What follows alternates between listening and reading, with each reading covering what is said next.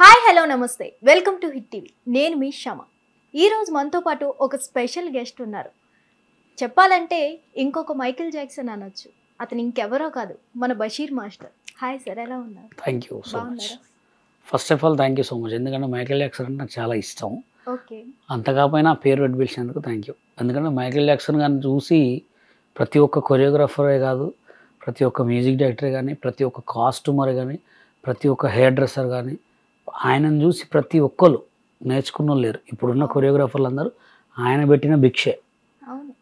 Prabhudev master కానీ ఎవరైనా కానీ ఆయన చూసి కాస్ట్యూమ్, ఒక సాంగ్ ఉంటుంది చిరంజీవి గారిది, మెరుపులా మెరుపులా అన్న సేమ్ రెడ్ హ్యాండ్ చేసి ఉంటుంది సాంగ్. అంటే ఆయన అంత పెద్ద వ్యక్తిని నాకు పెట్టినందుకు థ్యాంక్ యూ. ఎందుకంటే చాలా గ్రేట్ పర్సన్ అనమాట. మైకేల్ జాక్సన్ చనిపోయినప్పుడు నేను వెండిది ఎంజే అని చెప్పి 20 తులాలది చేయించుకున్నాను. నేను చనిపోయిన తర్వాత 20 తులాలది చేయించుకున్నా. అది ఇక తర్వాత కొన్ని రోజుల తర్వాత మళ్ళీ పక్కన పడేసిన. అసలు మీరు డ్యాన్స్లోకి ఎందుకు రావాలనుకున్నారు? అసలు ఇన్స్పిరేషన్ ఎవరైనా ఉన్నారా? అసలు డాన్స్ అనేదే నాకు అసలు తెలియదు. డాన్స్ అనేదే అసలు నా బాడీలో ఉందనుకుంటా, అంతేగాని నాకు తెలియదు. ఎట్లా అంటే ఫస్ట్లో నేను 2000 కాదు, 96, 97, 98లో మా డాబా మీద మా బాబాయ్ కరాటే మాస్టర్ అనమాట. ఆయన కరాటే చేస్తుంటే ఆయనతో పాటు ఉత్తగా పక్కన వెళ్ళి చూసేవాళ్ళం. చేస్తుంటే ఒక మాస్టర్ వచ్చి, అరే మీరు కూడా ఖాళీగా ఉంటారు కదా, కరాటే నేర్చుకోవడం అన్నాడు అనమాట. అప్పుడు కరాటే నేర్చుకుంటే ఖమ్మంలో జూబ్లీ క్లబ్ అని ఒక పెద్ద క్లబ్ ఉండేది, చాలా ఫేమస్ అది. అక్కడ కరాటే నేర్పిస్తుంటే రోజు పోయేవాడు అనమాట. రోజు కరాటే పోయి నేర్చుకుంటూ అట్లా కరెక్ట్గా నా దగ్గర స్కిల్ చూసి నేను చేసేదాన్ని బట్టి కరెక్ట్గా 5 మంత్స్లోనే నాకు రెడ్ బెల్ట్, అంటే బ్రౌన్ కలర్ బెల్ట్ ఉంటుంది, వైట్ గ్రీన్ అట్లా ఉంటుంది, బ్రౌన్ బెల్ట్ ఇచ్చారు. బాగా చేస్తున్నాను అని. దాని తర్వాత 1 ఇయర్లోనే బ్లాక్ బెల్ట్ ఇచ్చారు నాకు. అంటే ఇక బాగా మూమెంట్ ఉంది, ఎక్కడికి పోయినా మస్తు ప్రైజెస్ కొడుతున్నాం అని చెప్పి మూమెంట్ ఇచ్చిన తర్వాత అదే ఖమ్మంలో ఇయర్ కాంపిటీషన్ పెట్టారు. అంతకుముందు ఏమైందంటే శ్రీరామనవమి, వినాయక చవితి వస్తే మా బాబాయ్ పాషా అనమాట, ఖమ్మంలో పాషా కొంతమంది ఉండేటోళ్ళు. అప్పుడు అందరూ కూడా హవా హవా జిలేలే అయ్యమ్మ డిస్కో డ్యాన్సర్ ఈ సాంగ్లకు డ్యాన్స్ వేస్తుండే అనమాట. వాళ్ళని చూసి భలేగా చేస్తున్నారు అనేటువంటి. అంతేగాని నాకు వస్తుందని కూడా తెలియదు, ఇట్లా ఉంటుందని కూడా, డ్యాన్స్ ఇట్లా చేయాలని కూడా తెలియదు. అప్పుడు ఒకసారి సిచ్యువేషన్లో కరాటేలో కాంపిటీషన్లో పెడతాంటే మన వాళ్ళందరూ నువ్వు డ్యాన్స్ చేయొచ్చు కదా నువ్వు కూడా నన్ను నెట్టిరు. ఉత్తగా పోయి ఒక పాట వేయగానే అందరూ బాగా మెచ్చుకున్నారు అనమాట. బాగా చేస్తున్నావు నువ్వు అది అని చెప్పాను. కానీ ఇక కరాటేని చిన్నగా డౌన్ చేసుకుంటూ డాన్స్ని డెవలప్ చేసుకున్నాం.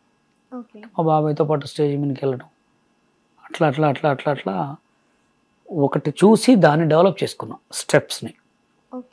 అట్లా స్టెప్స్ నేర్చుకొని ఎవరి దగ్గర నేర్చుకోలే, ఓన్లీ మా బాబాయ్.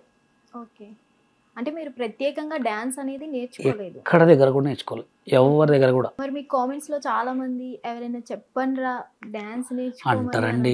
కామన్గా జనాలు అంటే ఎట్లుంటారంటే, మంచిది చెడు అంటారు, చెడుది మంచి అంటారు. అవునా కదా?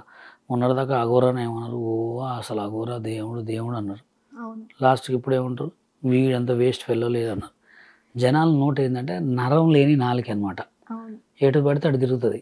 మనం వాళ్ళతోటి మనం వెళ్ళినాం అనుకో ఎదగలేం.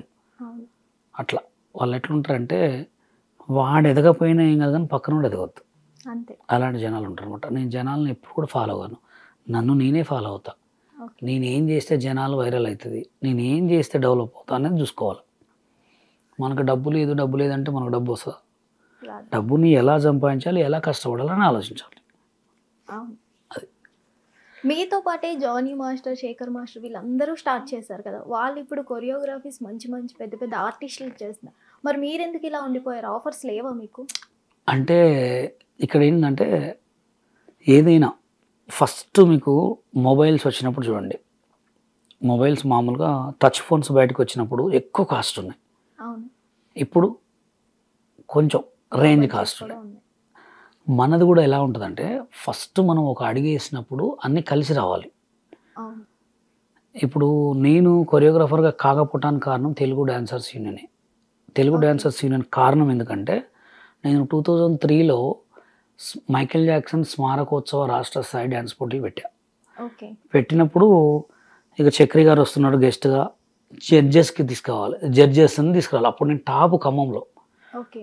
జడ్జెస్ని ఎవరిని తేవాలి, జడ్జెస్ అంటే కొంచెం హైలైట్ ఉండాలని చెప్పి ఏం చేసినంటే, నాకు తెలిసి మంచి జరిగిద్దని నేను అనుకుని తెలుగు డ్యాన్సర్ సీజన్లో కొంతమంది ప్రముఖులను తీసుకొచ్చిన.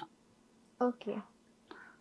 అప్పుడు ఏమైంది, కుల్ అనేది ఉంటుంది కదా, ఇప్పుడు చెప్పాను కదా, మనం ఎదగపోయినా బాగుండదు కానీ పక్కన కూడా ఎదగొద్దని, అది పెట్టుకున్నారు వాళ్ళు. 2003లోనే ఒక 5,000 మంది జనంలో ఒక బషీర్ అంటే ఒక నెంబర్ 1 అప్పట్లో. ఇక్కడ కేర్ ఉండేది, బక్కగా ఉండేవాడిని, మస్తు అనమాట. ఇక బషీర్ మాస్టర్ అంటే బషీరే అప్పుడు, ఇంకా కొరియోగ్రాఫ్ మాస్టర్ కూడా ఏం లేదు పేరు. బషీర్ అంటే ఖమ్మంలో ఒక రేంజ్ ఫేమస్. మా అడ్రస్ ఎక్కడ పోయినా ఆటో డ్రైవర్స్ని కానీ అక్కడ ఎవరు అడిగినా బషీర్ మా ఇల్లు అంటే చెప్పేటోళ్ళు. అలా నేను పేరు తెచ్చుకున్న తర్వాత మ్యూజిక్ డైరెక్టర్ చక్రి గారు అమ్మా నాన్న తమిళ అమ్మాయి సినిమా ఆడియో ఫంక్షన్ చేశారు ఖమ్మంలో. అప్పుడు లంచ్కి వస్తావా మంచికి వస్తావా వితౌట్ షూస్ తోటి ఆ డాన్స్ పర్ఫార్మెన్స్ చేశాను. బాగా ఉండేవాడిని. అప్పుడు చేసిన తర్వాత, అరే నువ్వు బాగా చేస్తున్నావు తమ్ముడు అది అని అన్నాడు. నీకు ఏం కావాలి సో అండ్ సో అంటే, నాకు వీళ్ళు కార్డు కావాలి, నేను సైడ్ డాన్సర్ చేయాలనుకుంటున్నాను చెప్తే, సరే నువ్వు నాతో రా అని చెప్పి అందరి ముందు మైక్లో అనౌన్స్ చేసిండు.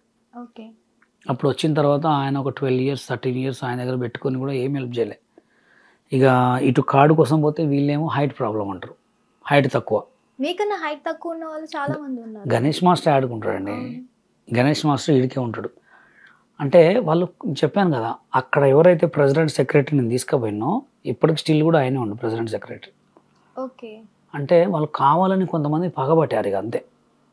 నాది పగనా నా దళిద్రమా తెలియదు. ఇది ఏంటంటే జానీ మాస్టర్ ఏంటంటే తిరిగి మొత్తం తిరిగి వచ్చి హైదరాబాద్లో కార్డు తీసుకుంటూ, శేఖర్ మాస్టర్ ఇక రాకేష్ మాస్టర్ దయ వల్ల ఆయనకు అప్పుడు కార్డు వచ్చింది కాబట్టి వాళ్ళు ఏం చేసుకున్నా. ఇప్పుడు మన ఇంట్లో ఇప్పుడు మనం బయట ఎక్కడైనా షాప్ పెట్టుకున్నప్పుడు మన సొంత ఇల్లు అంటే దాంట్లో 10 షాపులు పెడితే హోటల్ పెడతాం, హోటల్ నడిస్తే హోటల్ కంటిన్యూ చేస్తుంది, ఏదైనా పెడితే ఏదైనా ఒకటి ఉంటుంది కదా. వాళ్ళకి ఏంటంటే రాగానే కార్డు వచ్చింది, ఆ కార్డులో చేసుకుంటూ ఒక సెట్ అయిపోయారు అంతే. మిమ్మల్ని తొక్కేంత అవసరం ఏముంది? కొన్ని ఉంటాయండి, ఆకర్షణ ఉంటుంది కొంతమందికి, కొన్ని జనాలలో అది ఉంటుంది. ఇప్పుడు సోషల్ మీడియాలో నాకంటే ఒక ప్రత్యేకత ఉందా లేదా? ఉందా? అది కూడా అంతే. కొంతమందిని చూస్తే అట్లా అనిపిస్తుంది అనమాట.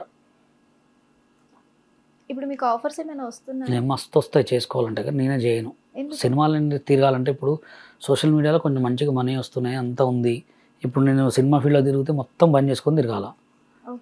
అందుకోసం కొంచెం సెటిల్మెంట్స్ ఉన్నాయి, అవి చేసిన తర్వాత మ్యారేజ్ కొన్ని వేరే ఉన్నాయి, తమ్ముళ్ళవి, ఇల్లు కట్టేది ఉంది.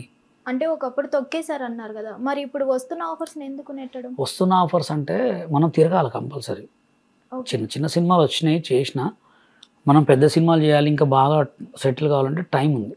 జానీ మాస్టర్ అరెస్ట్కి రీజన్ మీరేనంట, నిజమేనా?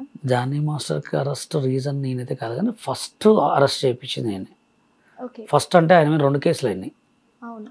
2014లో అరెస్ట్ చేయించింది నేనే. ఎందుకు?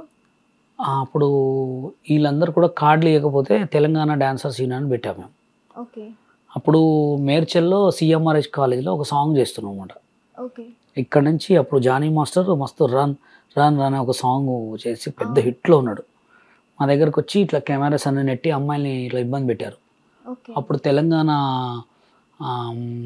హోంమంత్రి గారు 9 వాళ్ళు ఆయనతో ఫోన్ చేయించి ఇట్లా సో అండ్ సో అంటే డైరెక్ట్ కంప్లైంట్ పెట్టాం. కంప్లైంట్ పెడితే ఇప్పుడు స్టిల్ ఇప్పటికి కూడా కేసు నడుస్తుంది. అది